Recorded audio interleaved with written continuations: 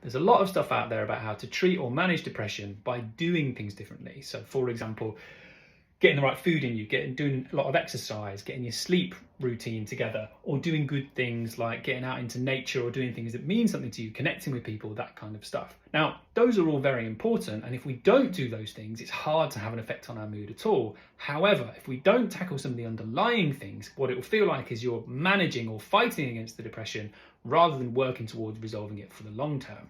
So let's talk a little bit about how we might do some of that.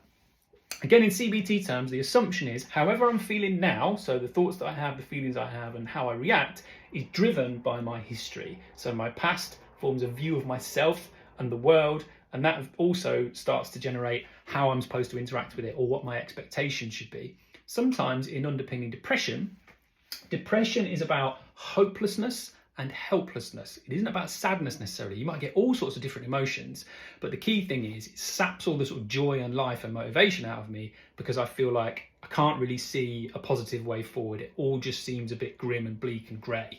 That's the main thing. It doesn't feel that way all the time, but I feel hopeless or helpless. Can't see a way forward, or I don't feel capable of making any positive changes. Now, if underpinning all of that is some history which has generated some low self-worth, I don't feel I deserve certain things, or I feel very critical of myself, and maybe my expectations are too high, or maybe I feel I need to sort of serve other people, and that means I end up putting other people first and putting myself last.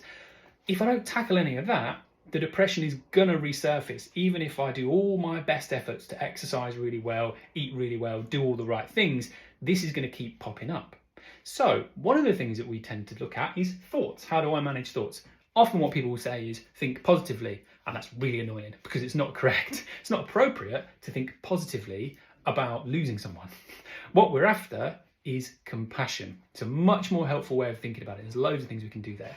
Other things we do sort of down here with history is we want to help you build some self-worth. That's not only not being critical of yourself and being able to see yourself more clearly, it's also about treating yourself as if you deserve something. That means holding your boundaries as well. Because actually, a big part of depression sometimes is people have been mistreating me or taking the mickey for a while, and actually me being able to say, I deserve to be able to say no is a massive thing that can be protective for depression.